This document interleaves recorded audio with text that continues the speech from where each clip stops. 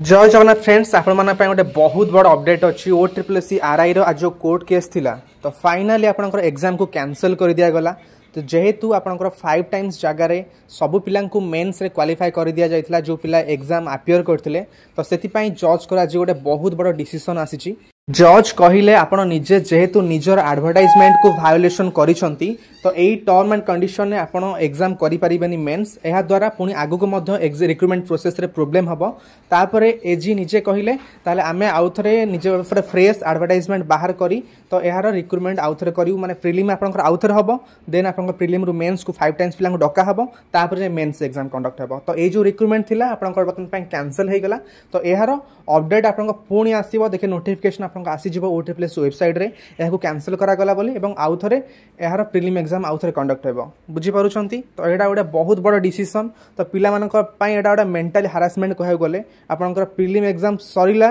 पिला माने क्वालिफाई कले मेन पे आसी पिला माने प्रिपरेशन करूछन 6 मास हेलानी पुनी आउथरे रिक्रुटमेंट को कैंसिल कर दिया गला